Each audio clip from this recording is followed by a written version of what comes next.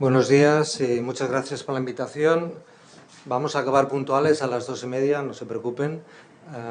Sé que llevamos toda la mañana, que están todos cansados.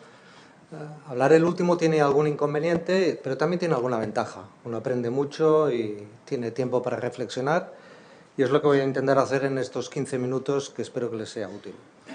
La primera reflexión tiene que ver con el símbolo, el grafismo de la jornada, esa especie de skyline, un recurso muy habitual con el que siempre reflejamos las ciudades y explicamos cómo son las ciudades, ¿no? Cómo las vemos, ¿no? Y yo lo primero que les quiero decir es que para pensar mejor sobre seguridad y para pensar mejor sobre Smart City hay que empezar a cambiar la visión del skyline que tenemos, ¿no? Por ejemplo, no es lo mismo ver el skyline que ver lo que está sumergido, lo que está por debajo, lo que no se ve habitualmente. No solamente estoy hablando de las infraestructuras físicas, tan importantes para la vida de la ciudad, sino también de aquellas cosas que no son aparentes, que no son visibles, sino que forman parte, digamos, de ese tejido tecnológico, pero tejido, en definitiva, que no es asequible ni visible a primera vista, pero que forma parte de la ciudad, ¿no? También ver la skyline me parece que es una idea un poco, si me permiten, del siglo XX. El siglo XXI, nuestros skylines son nodos, son ciudades que están conectadas con metrópolis, con áreas metropolitanas, también con territorios. Por lo tanto, ¿dónde acaba y dónde empieza la ciudad? ¿En lo que vemos o en la parte que son de un nodo y de un ecosistema urbano y global? Por lo tanto, también otra visión de la ciudad, ¿no? Una tercera visión es la ciudad, digamos, desde el punto de vista de lo físico o también desde el punto de vista de lo humano, de lo natural, de lo digital. Entonces me parece que este skyline también es una manera de ver las cosas y cada una de estas visiones me evoca y me aporta visiones diferentes sobre la seguridad, ¿no? O ver el skyline, por ejemplo, de las conversaciones, de los flujos, de las pulsiones, de los temas. El skyline, por ejemplo, de las búsquedas hoy en Málaga, de qué están buscando los ciudadanos de Málaga para quizás reorientar todos los servicios públicos del ayuntamiento para ofrecer en tiempo y forma una respuesta a una demanda preexistente, ¿no? O el skyline de, digamos, de las comunidades, de los ecosistemas, vivimos en plazas y calles inmuebles, pero sobre todo vivimos ya en comunidades. Tenemos un distrito postal, pero tenemos una identidad digital que nos hace vivir en lugares que no son exactamente casas, plazas y calles, ni inmuebles. Estamos viviendo en identidades digitales que no son físicas. Por lo tanto, también me gusta esta visión. En definitiva, lo que les quería plantear es que si quieren hablar de seguridad, quizás hay que pasar del Smart City al Smart Citizens, que me parece que es una cosa un poquito diferente y que introduce algunos elementos nuevos. Hecha esta apertura, paso a hacer una parte del trabajo que se me había encomendado, que es una mirada de autor, una mirada de relator de cuáles han sido las ideas que a mi juicio me han parecido, de las muchísimas que han habido, más sugerentes, o al menos las que a mí más me han interesado. Y empiezo con la primera intervención de contexto de la conferencia de Alberto Hernández, ¿no? Muchos retos nos ha planteado. Cuando estamos hablando de ciberseguridad, estamos hablando de retos locales o también de retos locales y retos globales. Me ha parecido muy interesante ese recorrido sugerente que ha hecho por diferentes casos de problemas o de vulneraciones de la seguridad en términos de ciberseguridad, que en el fondo nos hacen plantear que lo que pasa en Estonia nos pasa aquí, y lo que pasa aquí pasa, digamos, en otros lugares, ¿no? Esta idea de la ciberseguridad como un reto que no es un reto local, no es un reto de las cities, sino es un reto global, ¿no? Y ha dejado caer, digamos, de una manera entre líneas a veces y a veces explícitas, que más tecnología no nos lleva necesariamente a un concepto de prevención, ¿no? El pónselo en su momento de la prevención sexual en España, deberíamos de pensar cuál sería el pónselo, digamos, de la prevención digital. Pero hay algo que está pasando, es decir, aumenta nuestra fascinación tecnológica, aumenta nuestra capacidad tecnológica, aumenta, si quieren, nuestra vanidad o hedonismo tecnológico, pero está disminuyendo la prevención. Y en ese sentido me parece que es interesante esta dicotomía prevención-tecnología. Algo también muy interesante es que ha bordeado la idea de, a mayor dependencia tecnológica, quizás menos capacidad para abordar los problemas de seguridad. Es decir, cuánta dependencia y cuánta capacidad. Y cómo administrar dependencia y capacidad me parece que es un binomio muy interesante. Me ha interesado también muchísimo esta concepción de lo líquido y lo físico, ¿no? ¿Cómo definimos los ataques de ciberseguridad cuando no los podemos ver en términos de estado, tiempo y dinero, sino que los tenemos que ver con otro tipo de dimensiones más líquidas y menos físicas? Y me parece que es una reflexión de fondo que nos tiene que plantear este segundo reto, este último reto que me estoy introduciendo, que es como mayor inteligencia digital no significa siempre necesariamente más prudencia, y finalmente como mayor conexión no significa necesariamente más seguridad, ¿no? En definitiva, de esta intervención quisiera destacar algo que me parece muy importante. La escala de los problemas no tiene una capacidad regulatoria al mismo nivel. Dicho de otra manera, tenemos problemas así de grandes y nuestra capacidad regulatoria es así de pequeña. Y nuestra capacidad de intervención y de fiscalización también es pequeña. Algo así que cuando el problema es muy grande y tienes una regulación pequeña, el fin está cerca o los problemas pueden aumentar. Entonces, lo dejo aquí como un apunto que me parece interesante, y también un detalle sobre que quizás no todo podemos regularlo y quizás tenemos que aplicar y promover al máximo el comportamiento, ¿no? En la segunda mesa, la mesa de empresas, quiero destacar, a ver, me frené, algo que me parece sugerente, voy a ver si lo consigo con esta intervención. Hemos hablado de personas, sensores, dispositivos, objetos, redes, datos, protocolos, programas, pero ¿cómo conviven todas estas cosas en un perímetro? Esto es algo que he intentado hacer, a ver si lo consigo ahora, ¿no? ¿Cómo conviven todas estas estructuras en un perímetro? Vamos a verlo si lo consigo así, vamos. En un perímetro de infraestructura, ¿no? Tenemos sensores que están fuera del perímetro y dentro del perímetro. Tenemos dispositivos que están dentro del perímetro. Tenemos objetos que están dentro, pero que también comparten espacio con fuera. Tenemos redes, evidentemente, que atraviesan la infraestructura. Tenemos datos que se mueven dentro y fuera de la infraestructura. Tenemos protocolos dentro de la infraestructura, pero a veces no suficientemente conectados con los que están fuera. Y finalmente tenemos una capacidad de programario, digamos, difusa, que atraviesa toda la infraestructura. En definitiva, ¿qué es lo que quiero plantearles? Que con esta complejidad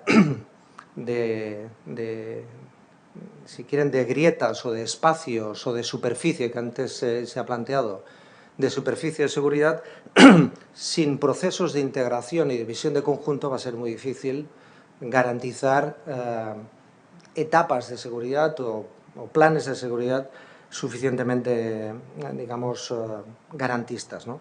Me ha parecido muy sugerente esta idea de empezar a ver la seguridad de una manera mucho más profunda, en donde cada uno de estos aspectos, seguramente me dejo algunos, tienen requisitos, requerimientos y oportunidades para la seguridad de una manera diferente, ¿no? En la mesa también hemos hablado de seguridad policial y vial y seguridad económica, y cómo debería eso quizás ser también un proceso cultural e histórico hacia la seguridad digital. Hemos hablado a través de algunas preguntas del público de ética o de bioética, pero también de ciberética. Y finalmente esta idea de la convergencia tecnológica y social, que me parece que es un concepto muy profundo en donde debemos de profundizar. En definitiva, sin más seguridad, digamos, la dicotomía y la tensión entre seguridad y privacidad, entre seguridad y transparencia, entre seguridad y capacidad predictiva y preventiva, ¿no?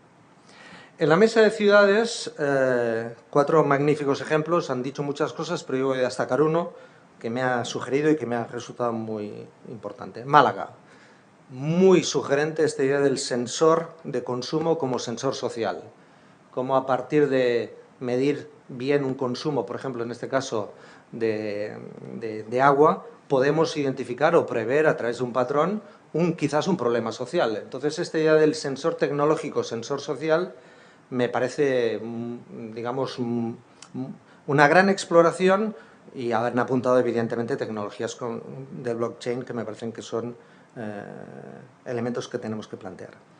Me ha gustado mucho lo de Sevilla, lo de la estampida, como de la luz y digamos, de la captación de imágenes y del proceso de las mismas, del análisis de las mismas, podemos sacar patrones de personas, vehículos, etcétera, identificación, y que nos permite la prevención. Entonces, este itinerario de luz, imagen, dato, me parece también como una especie de dimensión elástica, pero muy, muy, muy interesante para pensar en términos de seguridad. Rivas, palabra básica, la interoperabilidad y el Big Data que nos puede llevar asociada, también a la cooperación asociada, pero no lo ha dicho, pero me gustaría destacar que se puede competir también en el ámbito local con más seguridad. Cuando uno tiene capacidad como Rivas para poder acoger un concierto que en otro lugar no se puede hacer porque no tiene, digamos, toda la competencia ni todas las capacidades de seguridad, pues aquí hay una dinámica de competencia interesante, competencia local.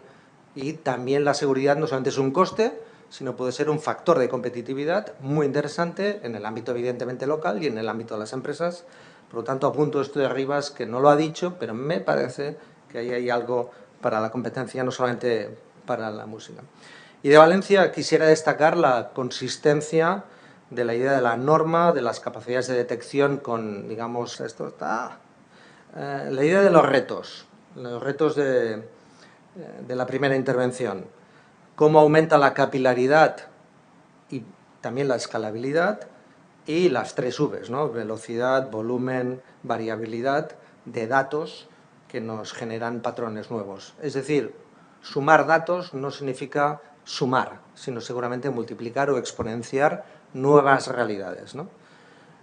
Una cosa muy sugerente es que dispositivos y ciclos tenemos que verlos en términos de seguridad como algo integrado, no como algo separado, y evidentemente el debate sobre lo público y lo privado para atender todo esto. De la última intervención me quedo con el concepto de sensores, y ya estaba juguetón, y en vez de Internet de las cosas he puesto inseguro, obsoleto, trazable. No sé si algo tiene que ver con eso, pero me quedo con la idea un poco, digamos, no sé si es profunda, pero que a mí me abre, digamos, reflexiones, es sobre si este futuro tan previsible y tan, digamos, futuro previsible no es un futuro inseguro, ¿no? Máxima capacidad, máxima vulnerabilidad, y estos sensores, que son los más capilares, parecen ser los más tontos. No lo sé si es así, pero en definitiva me preocupa este reto entre la capilaridad y la capacidad y la vulnerabilidad. Acabo ahora ya también en los 3 minutos que me quedan con un par de reflexiones últimas mías. La primera es que tenemos que empezar a ver la tecnología como algo que reduce crecientemente su tamaño, su visibilidad, su presencia, y aumenta su capacidad. Evidentemente estamos hablando de todo tipo de accesorios, pero también el cuerpo humano como un cuerpo en sí mismo, digamos, con capacidad tecnológica.